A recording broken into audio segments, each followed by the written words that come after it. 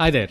I'm sure many of you are very excited and nervous about the possibilities of the AI driven future that we are all going to be seeing, and especially, how it will impact every element of our work. So in this video, I want to talk about three ideas or three principles that we all can use to become better storytellers, to tell better data stories at the workplace in the ChatGPT era.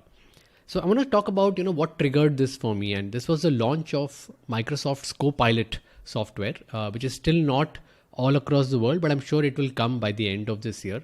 And when I saw the video, when I saw the possibilities of what can happen, which we'll discuss later in the video, I was blown away, right? This was like, oh my God, this is something big. And my big fear was that, how will this impact what I personally do? So I teach data storytelling, business storytelling to leaders. And I was like, do we really need this skill to be taught?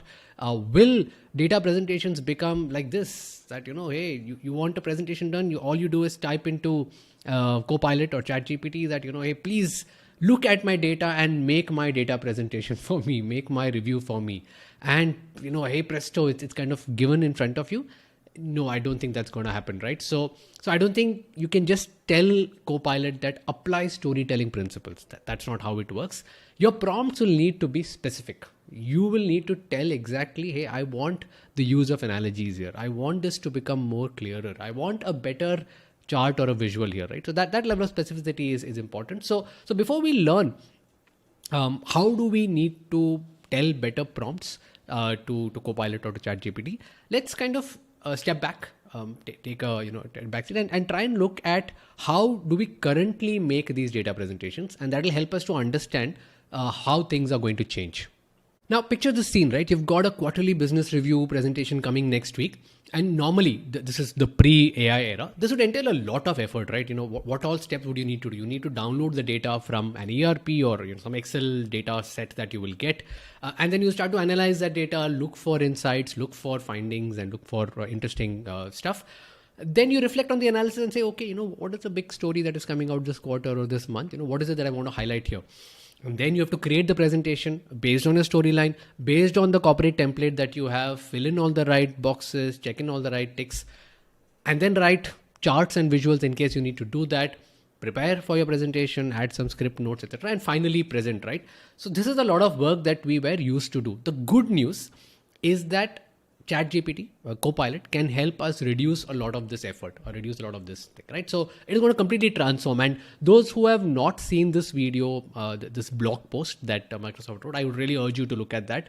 It's really going to transform this process. And so why is it able to do the transformation? I think that the core thing is that ChatGPT basically is taking data from the internet, right? What Copilot will be able to do is apply the power of ChatGPT and use your data to it, right? So your data with the MS Office apps, right? So Excel, PowerPoint, Word, Outlook. So that combination of those three things, the large language model, your data, and the MS Office apps is what is going to make this completely revolutionary. So, okay, how will that look? Let's try and take a peek into the future. So here's how you could probably do. You download the data and then you start instructing Copilot, right? So your first prompt could be pretty much vague, right? Hey, analyze this data for me and tell me what is coming out. And it will kind of smartly figure out, okay, these are the metrics. So let's see, this metric went up, this went down, whatever. You could ask something like, what are the key highlights of last month? Or something more specific. Hey, I want to know what happened to collections. How was it compared to last year, by division, last month, everything, right? So you can really get quite granular also in your prompts, okay? Based on the responses, it will throw up some data. It will trigger more questions in your mind. You will ask more questions. You will then say, okay, this is interesting. Can you please create a chart for this table? Can you, convert that pie chart into a bar graph and so on?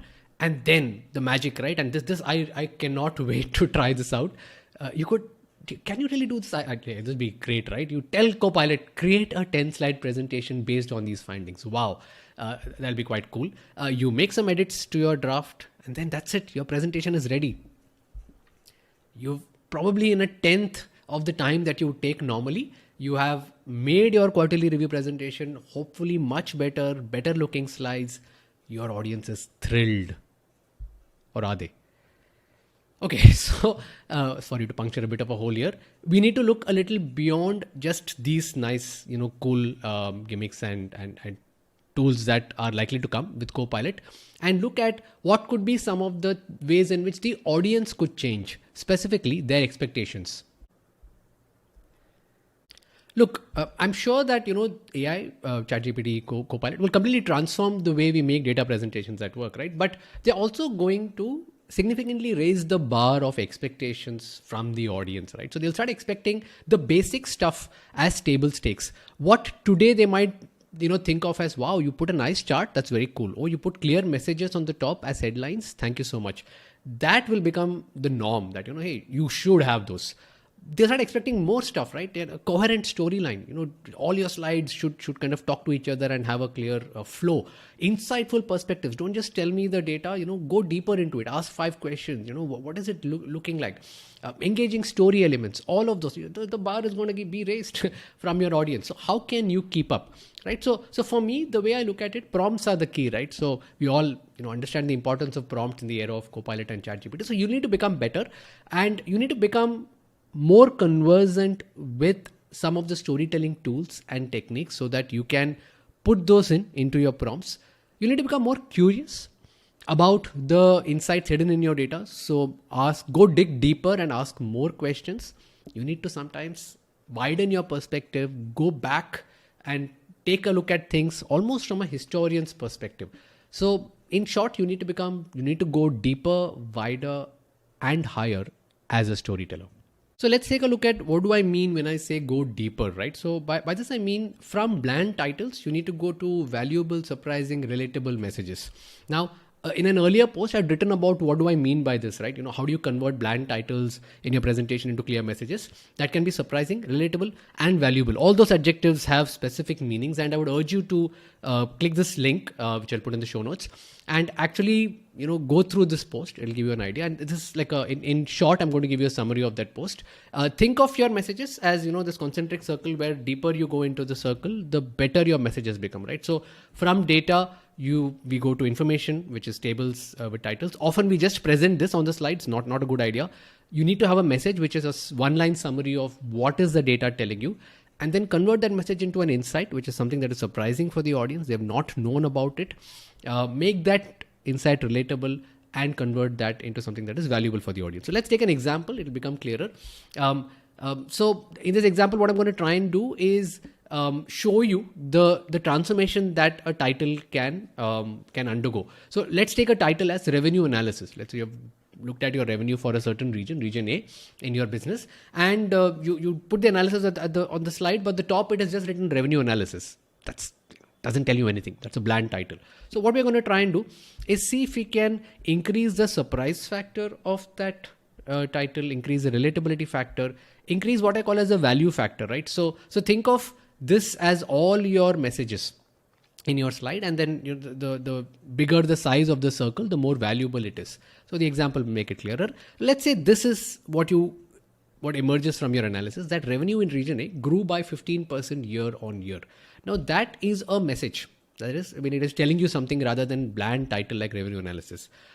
But okay, why is this important, or what is remarkable, what is surprising about the fact that it grew at 15%? Okay, so let's add the surprise element. Let's say this growth was highest among all competitors, better than last year, despite the Suez logistics crisis. Oh, that tells me why this is important. You have increased the surprise factor of your message.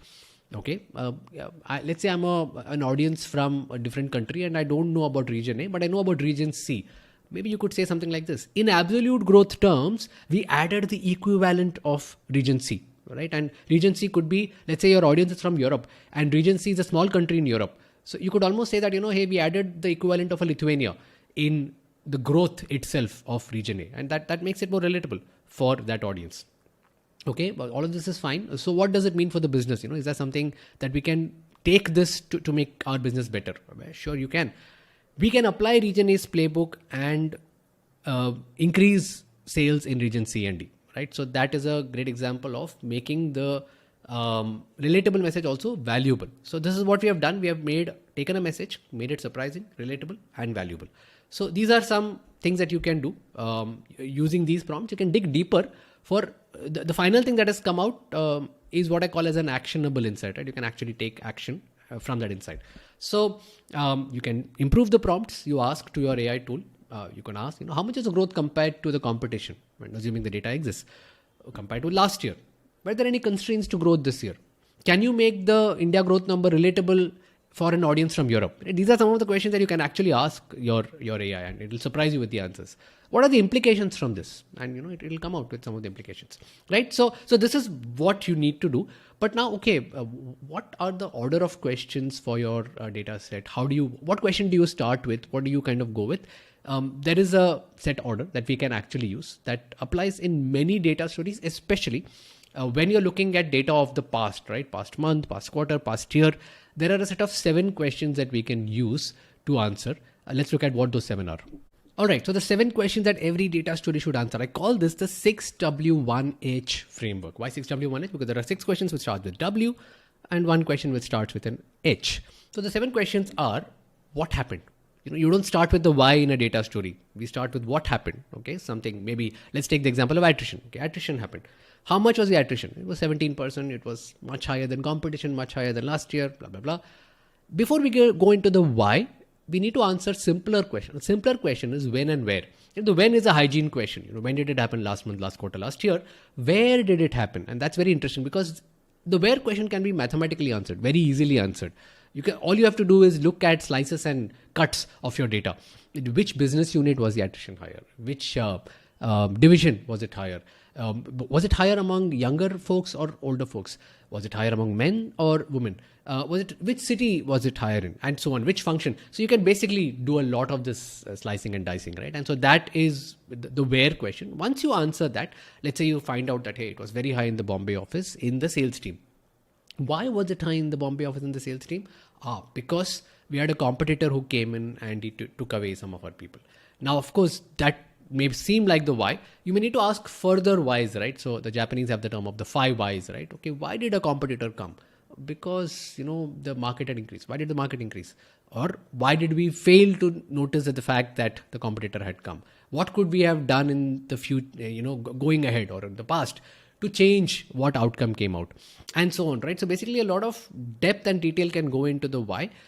There's a related question to the why, which is a why not. And the why not would be a set of detractors or factors that pulled it in the opposite direction. So for example, in this attrition case, you might have had a situation where you gave the highest bonuses to your sales audience in the last year. And that can't be a reason why people left, right? So that's a despite factor or a why not factor that kind of, makes the story go like, despite giving the highest bonuses ever, we still found attrition levels going high, right? So you should look for the why not factor also in your story. And finally, every data story ends with the what next. So what do we do next to add value for the company? And so here it might be, okay, figure out a way in which you can monitor competition activity, make sure that they don't take our best people, give them the right conversations, autonomy, financials, etc. Right? So and so on. So that is how almost every data story goes. So now again, the point of this example is that when you are asking prompts to ChatGPT, to Copilot, use some of these questions in this order so that you actually are writing out your entire story. And this is not something that is theoretical. It is actually used in the real world. And I have looked at examples of this in my earlier series, which I used to write, called the SOTD, or Story of the Day. And so here are 3 examples of the 6W1H framework. One was by the Indian journalist Shekhar Gupta, who wrote about why was India reluctant to condemn Russia at the beginning of the Ukraine war, right? And so he's basically using the 6W1H framework in doing that. There's a Cricinfo statistician called S. Rajesh who wrote an interesting article called The Age of Bowling, right? And he talked about the fact that in a golden era for bowlers. Again, using, what am I talking about? How much, when, where, why, and etc. Another example was by Financial Times journalist John Burn Murdoch, who talked about a surge in COVID cases in 2022, in March 2022 in the UK. Again, using the 6W1H framework. And again, you can look at these links, which I'll give in the show notes, for you to explore these more. So the point is that asking the right questions, knowing the right prompts is important. So dig deeper and use these questions, build a coherent flow, convert these data points into actionable insights. Finally, if you can put it all together using what I call as the 139 story spine, which is a a good narrative builder, and possibly you can train Copilot to actually build this for you so that it's kind of done in every situation that you have to do. It makes it much easier for the audience to get in one page the gist of all the messages that you have to give, right? So that's all about depth. Next next idea that we look at is how do you improve or increase the width of your prompts? Right. So in this aspect, we will use photography as an analogy, right? When you're photographing something, you're looking at it, you typically tend to zoom out if you want a larger part of the context of the environment to come in, to give context to your subject, right? And that's what we're going to try and do here. Typically, when we are looking at any data point, we have a fairly limited lens. For example, if you're analyzing attrition, you might just look at the data for the last few quarters. Typically, there are 4, comparators. It might be last 4 quarters or at most last 2 or 3 years, right? Good. I mean, that might serve your purpose, but sometimes it's useful to go back in time, to widen your frame and really, really widen it, right? So I'm going to use some examples to show you how this can be done and how this makes a huge difference, right? So the first example is about interest rates. And so recently, in early 2022, the US Federal Reserve had increased interest rates. And now if you want to analyze that, what would you do? You would look at, okay, the last few years, maybe 5 years, 10 years at most, and say, okay, in the last 10 years, interest rates have all been very low, and this was the first time it's increased. Good. But what if you really go back? So there was this, expert on interest rates called Jim Grant. And what he had done in this interview was actually really go back way back, right? Almost 157 years back to 1865. And he had mapped out interest rates that the movement of interest rates all the way back from 1865. And he realized that there are eras and trends of high interest rates, and then followed by eras of low interest rates, and then further high and then further low. And these eras can be really long. And so the contention is that, the last cycle kind of ended in mid 80s, and from the mid 80s till today, we have had an era of low interest rates. And so anybody who's been working in this time period has only known low interest rates. And they can't kind of fathom the fact that interest rates can be high for a longish period of time. Now, whether or not his future prediction works of higher interest rates for a long period of time, we don't know. I don't even think he's making that prediction. But to me, this widening of the lens was very useful, right? To kind of give that perspective. So this was one example. Another cool example was by ex-Morgan Stanley leader Ruchir Sharma, who's now chairman of Rockefeller International. And so he was looking at foreign currency, reserve foreign currency, and he went back 500 years to do that, right? So he's writing here about the top 10 trends of 2021. So I'm going to try and simplify this for you, this small article where there are broadly 3 points he's making, right? Number one point he's making is that if you kind of look back from the 1500s, at different points in time, different currencies would act as the global reserve currency, depending upon which country was in the ascendant at that time. So if you really go back in time, 15th century, it was Portugal, because, Vasco da Gama and Columbus and all of these guys are the ones who were, doing the initial exploration, right? And then it was Spain, and then the Netherlands and France and Britain. Of course, we know the British era. And a British pound kind of gave way to the US dollar as the global reserve currency. And this probably happened the early 20th century, 1910s, 1920s. And so basically he's saying that currently the US has been the global reserve currency for about 100 years. And if you look back at all of these other currencies, their average reign was about 94 years, from 1500s onwards. Interesting point. Now, there's nothing to say, as I say, past performance is not a predictor of future. Does it mean that the US also has to have something close to the average of 94, 95, 100 years? It could have more, but it's again useful to know that in the past, this is what has happened. The other connection with the past he makes is that, in the past, when external debt goes up much higher than 50% of the GDP, that kind of starts to indicate some trouble to the currency, and the US is beyond that threshold at 67%. Now, the third point he makes is, okay, who will take up the mantle from the US dollar? So the euro is too fractious. The yuan is, Chinese economy, Chinese politics is too authoritarian. Bitcoin, could it be? That's a point he's kind of leaving there, right? Now, you may or may not agree with his point of view there, but to me, the story's value comes from the lens, right? That, going back 500 years, that's very cool. So these are two examples of widening the lens. And this doesn't have to be with numbers, right? It could be even with textual material. So the third example I want to talk about, again with the temporal frame, is by a piece by Novartis CEO Vas Narasimhan, which he wrote when the first mRNA COVID vaccines came out. When Moderna and Pfizer and all of these guys had come out with the vaccines. Of course, you had other vaccines which are not mRNA driven, but this was a different one. And so, what was different about it? So the fact that he basically says that decades of failures on mRNA has finally progressed to success, where humanity desperately needed. We have approved RNA vaccines, which will hopefully end this pandemic, and thankfully it did. Now, that is the point he's making, that so far we have not been able to crack the RNA vaccine puzzle, but finally we've been able to do it. Some of you might find this a little technical. Hang on, I will make this a little easier to understand later in this video. All right, so these were all what I call as temporal lenses. Why temporal? Because based on time, we're going back in time and looking at widening the frame of your time. Now, you can also use this to look across industries. So it doesn't necessarily have to be on the time base. So let's take an example of that. Let's take Netflix, right? We all understand Netflix. A lot of us have Netflix subscriptions. If you were to analyze the revenue of Netflix, let's say last quarter, last year, what competition comparators would you use?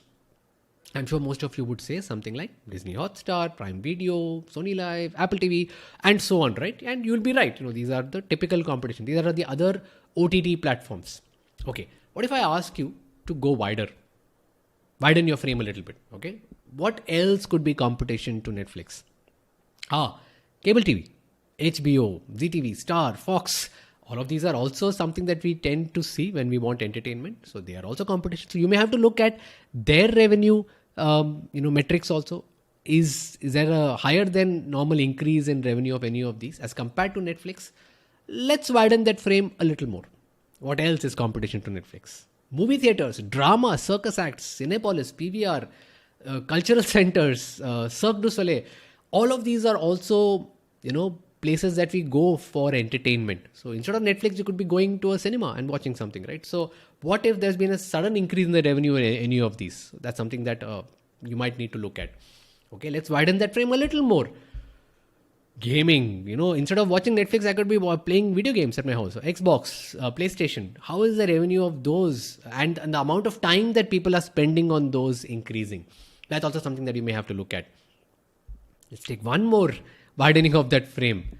Social media, right? So social media is also a place where we spend a lot of time. In fact, YouTube is basically TV. There's Instagram, there's Twitter, there is TikTok. So all of these are also, in a way, indirectly competing with Netflix. In fact, there's a famous statement by Reed Hastings, the CEO of Netflix, that our real competition is sleep.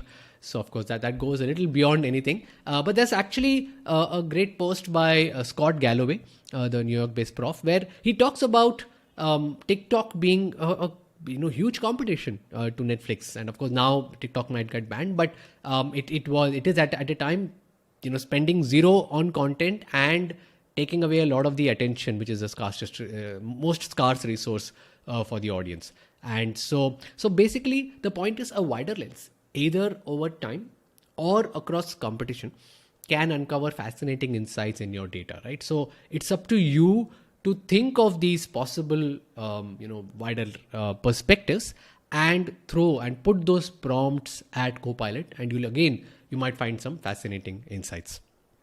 The last one that I want to talk about is to go higher in the hierarchy of storytelling tools. Now, what is the hierarchy of storytelling tools? So this is something that is my passion area, and I've really written a lot about this.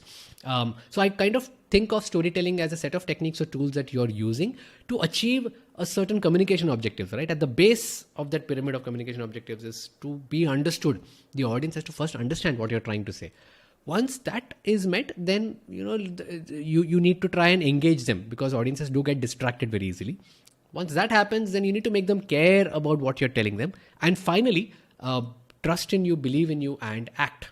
So think of those four, and to based on these four, making you understand, making the audience engage, making them care, making them believe, trust, and act. There are many storytelling tools that can be used, right? So I would urge you to take a look at this post which I have written about all these storytelling tools across the audience based objectives and across the category of tools that are there, whether it is narrative, visuals, or delivery. Now, what will happen with AI tools like Copilot is that they would make it easy to achieve the understanding part of the goal well, right? So if you kind of go back here and look at the fact that clear messages on the top of slides, simple charts and images, all of those are something that AI will make it easier to have. Now, what is going to happen is the audience expectations will again go up. The bar will be raised. So they would want to start seeing some of the higher order, storytelling tools being used, like making numbers relatable, like using human stories, appealing to the emotions, using topicality, using analogies, and so on, right? So you need to start going up this mountain of storytelling tools. So which means you need to kind of know some of these a little better. So let's take an example of an analogy that is one of the most powerful tools that you can use when you have to explain information which is technical, right? And let's go back to the example that we had of the mRNA one, right? Which Novartis CEO had written about. So why is mRNA such a big breakthrough? So let me try and use an analogy to explain that better. Now, this gets a little sciencey, a little technical, but yeah, it's fun. So think of proteins, right? Proteins are building blocks of our body, and they get a lot of stuff done within the body. What's a good way to think of a protein? Think of them as combination of Lego bricks, right? Not just one, but like 3, 4, 5 Lego bricks put together in specific shapes, specific colors.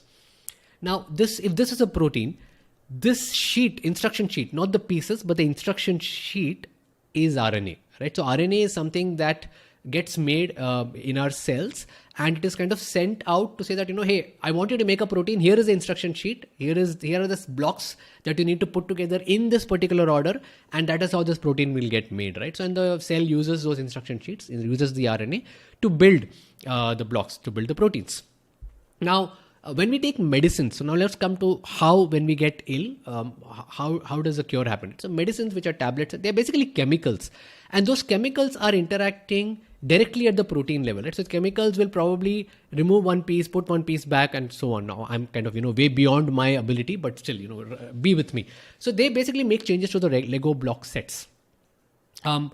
When humanity, made changes and innovations to medicine, the next level of innovation was, instead of sending a chemical to make change to the protein, why don't we send the protein itself? Make the protein outside the body and send it inside the body, right? And that we have done. Humankind has achieved that through proteins like insulin. And of course, those proteins are, they need to be kept in a certain temperature, etc. And then it will go in, and you inject them into the body. So that's the level 2. Okay, but still making the protein is more work, right? And you have to now send it inside. Can we just send the instructions to make the protein into the body? That is where mRNA comes in, right? So, and which is why, if you remember, the Pfizer and the Moderna, the vaccines had to be kind of, kept in certain cold conditions, because it was mRNA, and RNA is very unstable, so it can't survive hot heat and all of that. And so that is the idea, that you're sending an instruction booklet into the body reads it, makes the protein, and then hopefully it takes the virus is taken care of. So that is an interesting analogy that you can use to explain, right? So now, okay, I came up with this analogy, but how can you use Copilot, or how can you use ChatGPT to generate some of these? All you have to do is ask. So I did ask ChatGPT for an analogy to describe mRNA, and it did not come up with a Lego block, but it came up with an equally good analogy about a recipe, and how a chef, instead of sending a meal inside, you send a recipe, and the chef inside the body kind of makes it, right? Very cool. And you can read through this in detail. And now think about all the story tools that can be forwarded, that can be put as prompts to Copilot, to ChatGPT. For example, you could say, suggest evocative quotes on change management for my upcoming presentation. Voila, you've got 5 beautiful quotes. I like this one by Jack Welch: change before you have to. Succinct, crisp. Or you could say, anthropomorphize X for me. Now, what is X? X could be anything technical. Anthropomorphize cloud computing for me. And so they are using something about a digital brain. And you can ask it to regenerate responses if you didn't like what it came.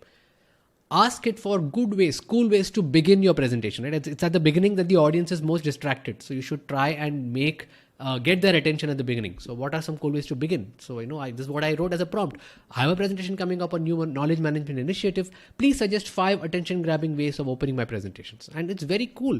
Start with a question. Share a surprising statistic. Begin with a powerful quote. Tell a compelling anecdote. Use a visual hook. These are stuff that I teach guys in the class, and this ChatGPT is giving you those answers, right? So it's very, very powerful. Crafting human interest stories. Here's the prompt I wrote. Imagine you're Malcolm Gladwell. Create a human interest story illustrating the impact of AI tools on a mid-career professionals.